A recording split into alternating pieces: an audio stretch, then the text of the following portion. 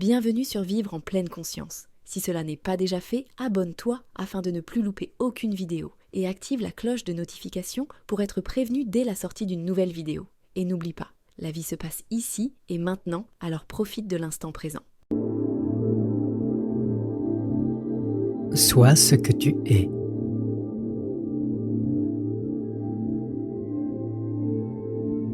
Les enseignements de Sri Ramana Maharshi. Chapitre 14. Samadhi.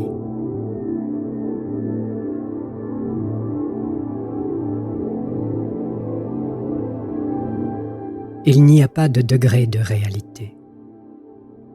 Il y a des degrés d'expérience pour l'individu, mais pas pour la réalité. Quelle que soit l'expérience, le sujet de l'expérience est exactement le même.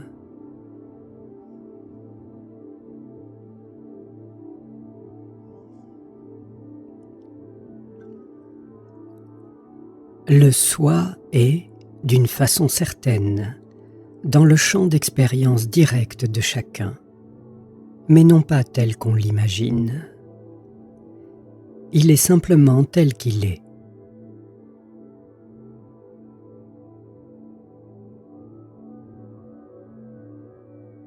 Voici quelques définitions formulées par Sri Ramana et qui devraient être suffisantes pour guider le profane à s'y retrouver parmi les diverses acceptions du moi. Samadhi, c'est adhérer à la réalité. Savikalpa Samadhi, c'est adhérer à la réalité avec effort. Nirvikalpa Samadhi, c'est se fondre dans la réalité en demeurant conscient du monde. Le sommeil, c'est se fondre dans l'ignorance et demeurer inconscient du monde. Sahaja Nirvikalpa Samadhi, c'est demeurer sans effort dans l'état primordial, pur, naturel.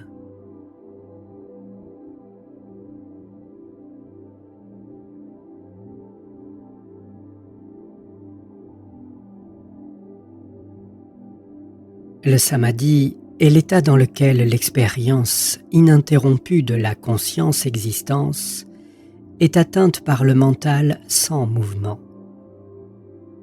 Ce mental sans mouvement, paré de la réalisation du soi suprême illimité, est à lui seul la réalité de Dieu. Quand le mental est en communion avec le soi dans l'obscurité, cela s'appelle nidra, le sommeil. C'est l'absorption du mental dans l'ignorance. L'absorption dans un état conscient ou éveillé est appelée samadhi. Samadhi est une participation ininterrompue au soi dans un état de veille. Nidra, ou sommeil, est aussi une participation au soi, mais dans un état inconscient. Dans Sahaja Samadhi, la communion est permanente.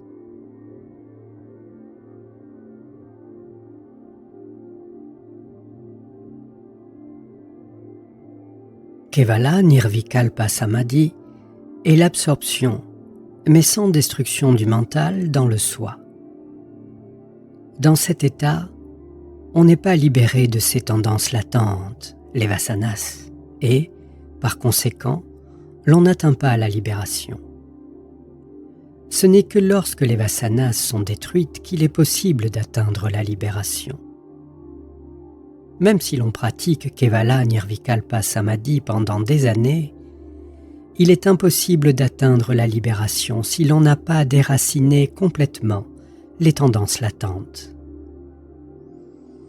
Nous pouvons néanmoins pratiquer Sahaja Samadhi, l'état naturel, primordial, dès le début.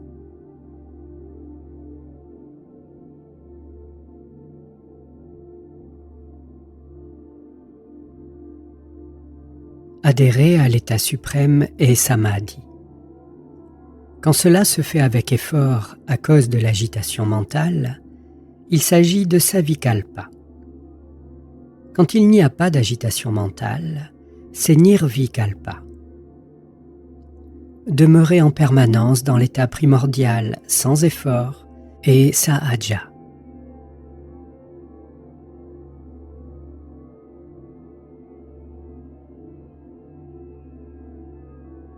Demeurer en permanence dans n'importe lequel de ces samadhis, que ce soit savikalpa ou nirvikalpa, est l'état naturel. Qu'est-ce que la conscience du corps? C'est le corps inanimé, plus la conscience qui se situe dans les deux à l'intérieur d'une autre conscience qui est absolue, naturelle, et qui demeure telle qu'elle est, que ce soit avec ou sans la conscience du corps. Quelle importance si la conscience du corps est perdue ou conservée, pourvu que l'on se tienne à cette conscience pure. L'absence totale de conscience du corps a l'avantage de rendre le samadhi plus intense, bien que cela ne fasse pas de différence en ce qui concerne la connaissance suprême.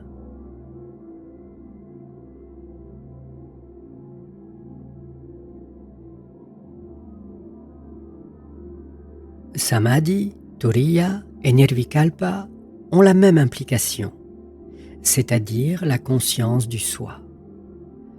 Turiya veut dire mot à mot le quatrième état, la conscience suprême en tant que distincte des trois autres états, l'état de veille, l'état de sommeil avec rêve et l'état de sommeil sans rêve.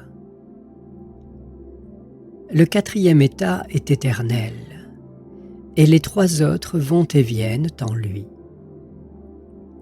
Dans Turiya, subsiste la conscience que le mental s'est fondu dans sa source et se trouve au repos dans le cœur, bien que quelques pensées viennent encore à son contact et que les sens soient, d'une certaine manière, encore actifs. Dans le nirvikalpa, les sens sont inertes et les pensées complètement absentes. C'est pourquoi l'expérience de la pure conscience est si intense et si merveilleuse dans cet état. Turiya s'obtient en savikalpa samadhi.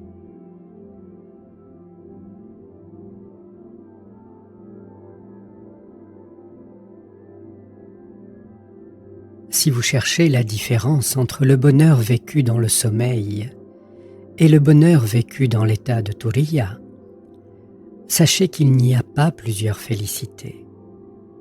Il n'y en a qu'une, qui comprend le bonheur ressenti dans l'état de veille, comme dans tous les états d'existence, depuis les niveaux animaux les plus bas jusqu'au niveau le plus haut, celui de Brahma. Ce bonheur est la félicité du soi. La seule différence est que le bonheur ressenti inconsciemment dans le sommeil est ressenti consciemment dans Turiya. Le bonheur éprouvé dans l'état de veille est de seconde main. C'est une surimposition au bonheur véritable.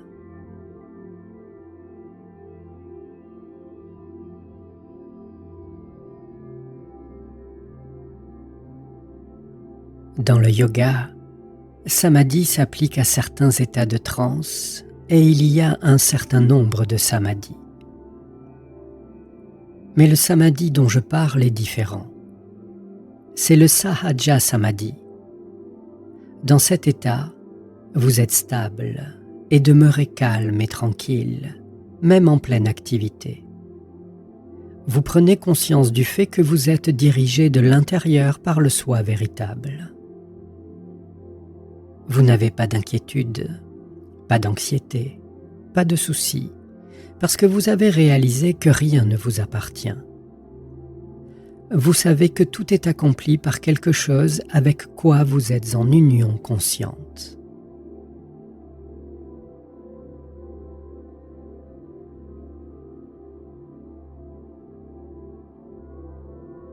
Le Nirvikalpa Samadhi du Raja Yoga, le yoga de la méditation, peut être utile, mais dans le Jnana Yoga, l'état naturel ou Sahaja Nishta qui repose sur le naturel, est lui-même l'état de Nirvikalpa.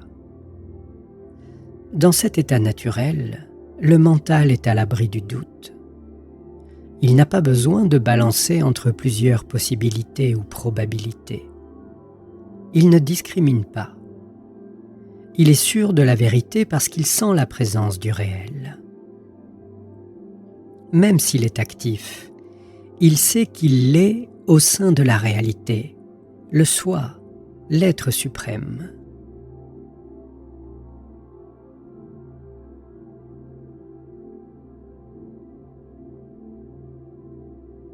Dans le sommeil profond, le mental est absorbé mais non détruit. Et ce qui est absorbé réapparaît. Cela peut se produire également dans la méditation. Mais le mental qui est détruit ne peut plus réapparaître. L'objectif du yogi doit être de le détruire et non d'être absorbé dans un état de transe dans lequel le mental est en état de suspension provisoire. Cet état de suspension provisoire est souvent un effet secondaire de la paix de la méditation, mais ce n'est pas suffisant. Il faut y ajouter d'autres pratiques pour détruire le mental. Certains sont entrés dans un samadhi yogique en conservant avec eux une pensée parfois insignifiante. Ils se sont éveillés longtemps après dans le sillage de cette même pensée. Pendant ce temps-là, des générations s'étaient succédées dans le monde. De tels yogis n'ont pas détruit leur mental. La véritable destruction du mental consiste à ne pas se considérer comme séparé du soi. En cet instant même, le mental n'est pas. Reconnaissez-le, mais comment pouvez-vous le faire si ce n'est dans des activités quotidiennes qui se poursuivent d'elles-mêmes ? Reconnaissez que le mental qui les encourage n'a pas de réalité, mais qu'il n'est qu'un fantôme provenant du soi. C'est ainsi que le mental peut être détruit.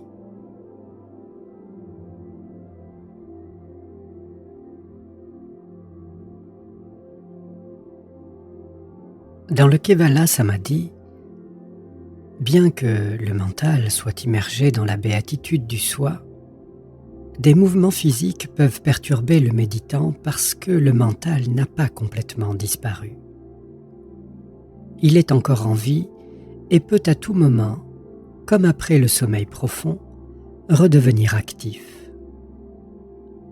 On peut le comparer à un seau qui, bien que complètement submergé dans l'eau, peut en être à tout moment sorti grâce à la corde qui y est attachée. Dans le sahaja, il n'y a rien qui puisse être dérangé ou ramené vers le monde. Notre activité ressemble à ce moment-là à celle du bébé qui tète le lait de sa mère, en étant à peine conscient d'être nourri.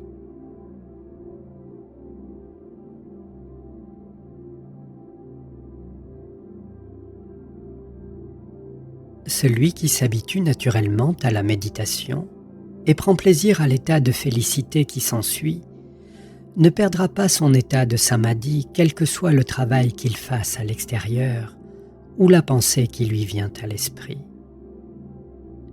C'est cela Sahaja Nirvikalpa.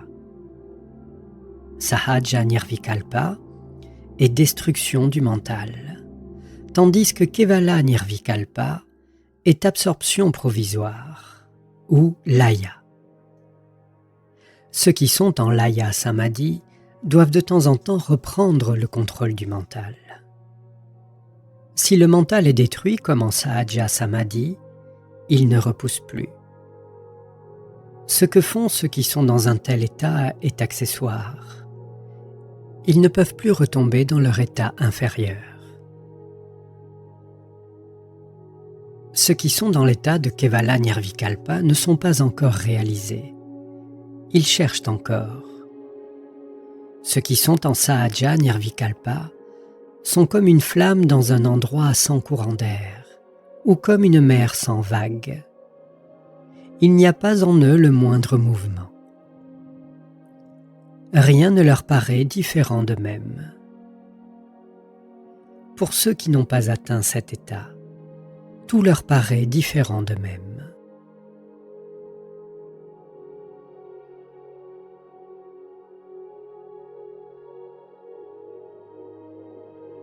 Certains me demandent si l'expérience de Kevala Nirvikalpa est la même que celle de Sahaja, bien que l'on revienne de celle-là vers le monde phénoménal.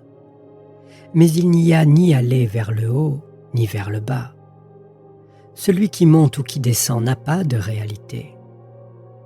Dans Kevala Nirvikalpa, le saut mental est toujours présent sous l'eau et peut en être sorti à tout moment. Sahaja est comme un fleuve qui se jette dans l'océan sans retour possible. Continuez à pratiquer jusqu'à ce que vous obteniez vous-même cette expérience.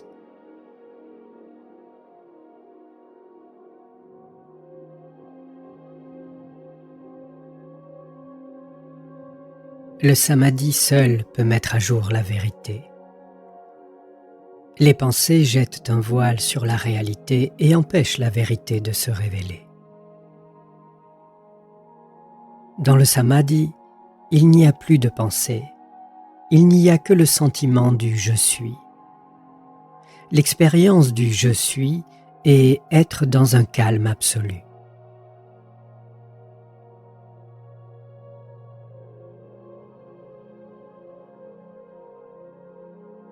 Si vous souhaitez retrouver l'expérience d'absorption obtenue en présence de Bhagavan, sachez que celle-ci est due à l'influence de l'atmosphère dans laquelle vous vous trouvez. Pouvez-vous la conserver en dehors de cette atmosphère?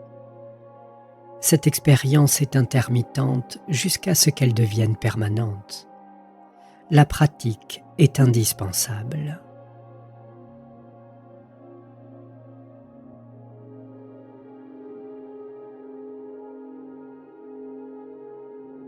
Seule la sereine clarté, dépourvue d'agitation mentale, est le samadhi qui est la base assurée de la libération. Éprouvez ce samadhi qui est conscience paisible et clarté intérieure en essayant avec détermination de détruire l'illusoire agitation mentale.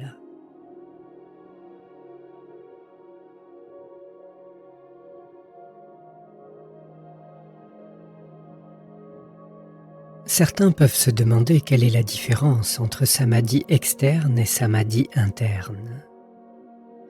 Samadhi externe, c'est adhérer à la réalité en étant témoin du monde sans y réagir de l'intérieur. C'est l'état calme d'un océan sans vagues. Le samadhi interne implique la perte de la conscience du corps. Pour cela, il faut avoir la conviction vigoureuse que « je suis le soi transcendant le mental et les phénomènes ».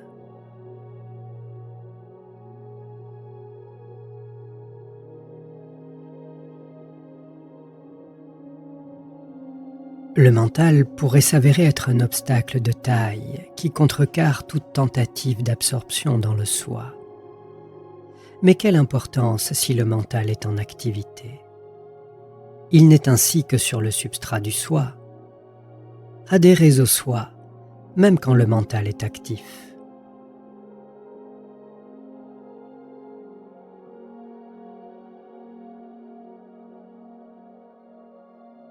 Une personne m'a dit un jour avoir lu un livre écrit par Romain Rolland sur Ramakrishna disant que Nirvikalpa Samadhi est une expérience épouvantable et terrifiante. Les gens ont toutes sortes d'idées à propos de Nirvikalpa. Et pourquoi parler de Romain Rolland? Si ceux qui ont à leur disposition les traditions upanishadiques et védantiques ont des notions invraisemblables en ce qui concerne Nirvikalpa, comment blâmer un occidental pour en avoir d'identique? Certains yogis arrivent, grâce à des exercices de respiration, à tomber dans des états cataleptiques plus profonds que le sommeil sans rêve, dans lequel ils ne sont conscients de rien, absolument de rien, et qu'ils appellent Nirvikalpa. D'autres pensent que dès que vous plongez en Nirvikalpa, vous devenez quelqu'un de complètement différent. D'autres encore pensent que l'on ne peut atteindre Nirvikalpa qu'à travers une transe dans laquelle la conscience du monde est complètement effacée, comme dans une crise d'évanouissement. Tout cela est dû au fait qu'ils voient les choses d'un point de vue intellectuel. Nirvikalpa est Chit, conscience sans effort et sans forme. Où se situe la terreur et quel mystère y a-t-il à être soi-même? Pour ceux dont l'esprit est mûr à cause d'une longue pratique passée, Nirvikalpa fait éruption à la manière d'un torrent. Mais pour les autres, il s'insinue dans le cours de leur pratique spirituelle, pratique qui réduit lentement les pensées obstructives et met à jour l'écran de la pure conscience « je » absolu. Une pratique plus poussée rend l'écran découvert de façon permanente. C'est la réalisation du soi, l'état naturel, sans effort. Une simple non-perception des vikalpas, les discriminations extérieures, n'est pas l'essence du nirvikalpa stable. Sachez que seule la non-apparition des discriminations dans un mental qui a cessé son activité propre est véritablement nirvikalpa.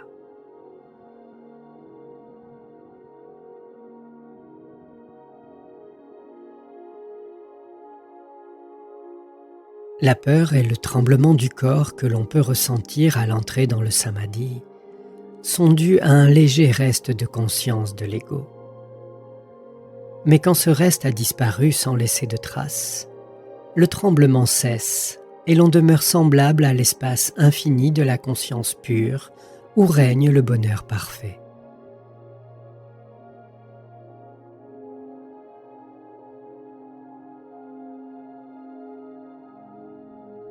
Vous me demandez si le samadhi est un état de félicité ou un état extatique. Dans l'absorption, il n'y a que la paix parfaite. L'extase se produit quand le mental revient à lui à la fin du samadhi avec le souvenir de la paix du samadhi. Dans la dévotion, l'extase se produit d'abord. Elle se manifeste par des larmes de joie, les cheveux qui se dressent sur la tête et la parole qui devient hésitante. Quand enfin l'ego meurt et que l'état naturel sahaja est atteint, ces phénomènes ainsi que l'extase cessent.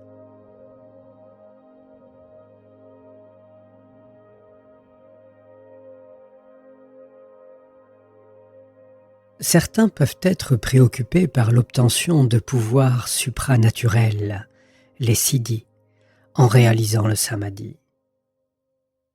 Mais pour montrer des siddhis, il faut que d'autres puissent les reconnaître. Cela veut dire que la connaissance est absente dans celui qui les montre. Les siddhis ne méritent pas qu'on y pense. La connaissance doit être le seul but à atteindre.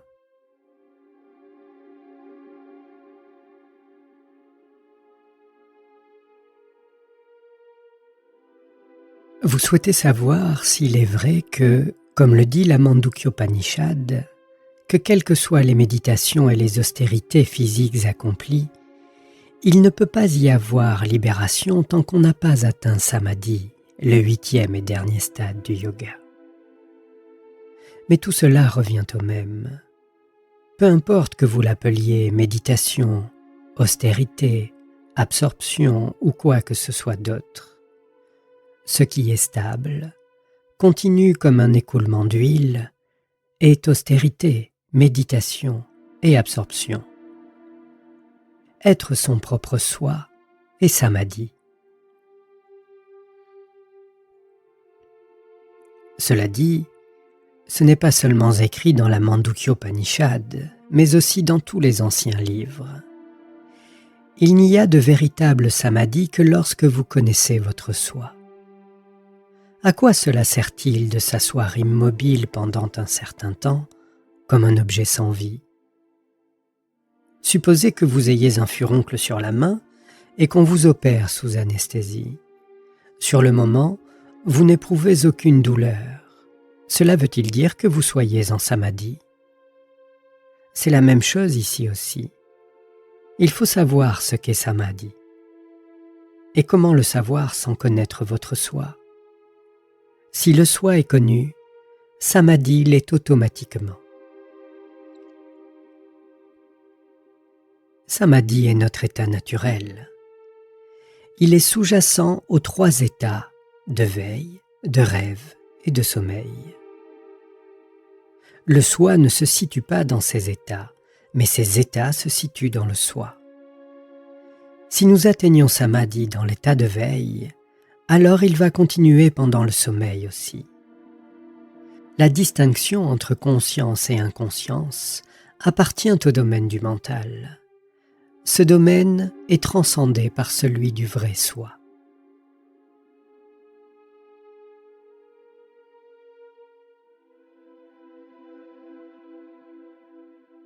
Les sages disent que seul l'état d'équilibre, débarrassé de l'ego, est le samadhi du silence, le sommet de la connaissance.